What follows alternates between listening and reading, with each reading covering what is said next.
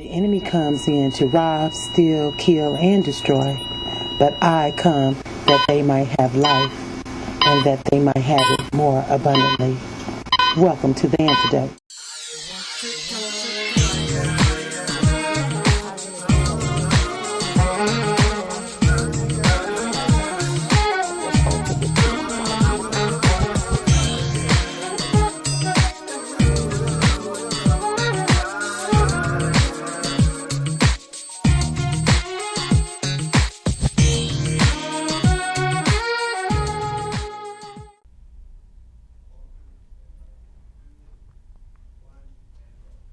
Welcome to another edition of the Antidote Show. I'm your host, Mershele Brown, first giving honor to God, who is the head of our lives. Today, I have an awesome guest. I was expecting him to just come and just render a selection for me, but God has his way of doing things, and we're not on a protocol type thing. We just go with the will of God and with the flow of what God is doing. But my next guest, he is an amazing young man.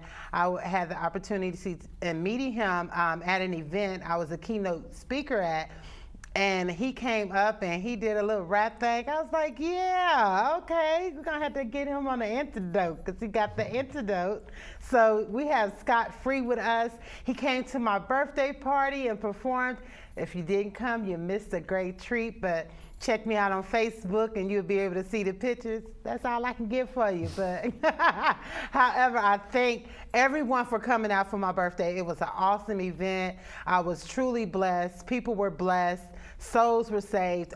God just really, really moved. But this young man, he came and he just put it down. He put it down, but he's going to come with his testimony on how the enemy was trying to kill him and destroy him. But God said, no, it's not going to happen. I have life for him and life more abundantly. So I introduced to some and presented others Mr. Scott Free. This man is free indeed. Yes, What's going on, Scott? Everything is good. Thanks for having me on the show. How you doing? I'm doing good. Good. I'm excited that you were able to come and interview with me today. Like I said, we was just expecting you to just do a little piece, but God said, nah, he got to give his testimony. Yeah. So he can set somebody free. That's right. So come on with it. Well, okay, all right.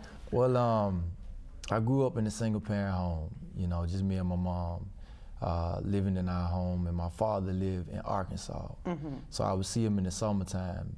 And what ended up happening growing up in a single parent home, my mom sometimes would have boyfriends, not a lot at the same time, but she would have different boyfriends. And I remember one of them abused my mom, so I watched that growing up. It would be times when my mom would work 2 jobs. So I would have to be, back then we call it latchkey kid, mm-hmm. When you wear the shoestring around my your neck kid. with the key. I probably still got that shoestring too. Yeah. So I would do that and come home sometimes and didn't get a chance to see my mom, And but it taught me a lot of stuff, growing up. And I saw my mom get abused emotionally, physically. I remember nights, just hiding under the bed, scared, not knowing what to do. And my father, being in Arkansas, I would see him sometime in the summertime. So my father at the time was a player, and I saw that. So growing up, it was like a lot of different things that I experienced that were not good looks for me, growing up as a man. And ended up going to high school, got involved in messing around with a lot of women, went to college and started really getting involved in alcohol, drugs, started selling drugs, moving drugs, from state to state, city to city. And it was a point in my life where I was at the bottom. It was like I was staying with my cousin, I had a bag in my trunk, and she kicked me out. And I was like, man, I didn't know what I was gonna do. Mm-hmm. And it was at that point when I was like, I gotta change. And I ended up getting a job later on, and a young man, my homeboy, introduced me to Christ, and we became real good friends. And from then on, I remember the day when he told me about the Lord, and it convicted my heart so much. I was on my way to do some stuff, and I went home and flushed like a lot of stuff down the toilet. Wow. So do you think that being that you were only child? Yeah, I was only child then. I got a little brother now. Little brother now. But during then, it was just you and your mom. So there was your family around, like your mother's family or anything, any outlets? Nah, it was just me and my mom. Just you and your mom. Yeah, So yeah. with your mom going through the domestic abuse that she was going through, she wasn't even in her right mind to even be the mother that she really needed to be, you know, to you as a young man growing up. Yes, ma'am. And you know, probably with the absence of your dad didn't help the situation any, not having a good role model, because the guy friends she had definitely wasn't good role models. Right. You know what I'm saying? And so I take it that you wasn't really growing up in the church with your mom. Nah, my mom, we didn't grow up in church at all. Like, now my mom is in church. My brother is in church. The guy who was abusing my mom, he's in the church now. Wow. Of course, I'm in the church and I'm married now, so my wife is involved in, you know, in what I'm doing as well. So, Right. and my dad is saved as well. So, Amen. God turned it around. Amen. You That's know? how. Hey, that's how He'll do it. Yeah. That's how He'll do it. So during that time, your outlet was the streets, Right. in which we see that a lot now in society today.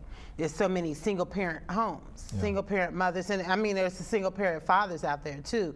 Don't get me wrong, but usually in a home with a single parent mom, and you raising young men, because I know for myself, and I can only speak for myself. You know, I went through some abusive relationships, but it got to a point where you ain't gonna keep putting your hands on me, because you know.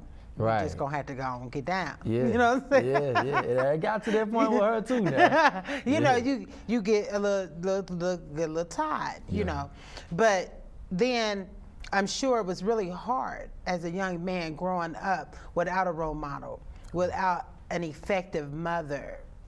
You know what I'm saying? Not to say that your mother wasn't there, but really effective because of all the distractions even that she had to stay focused. Right.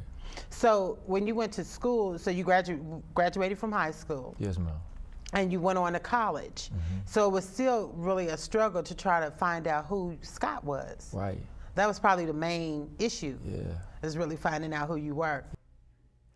We have Scott Free coming with the selection, This Is My Time.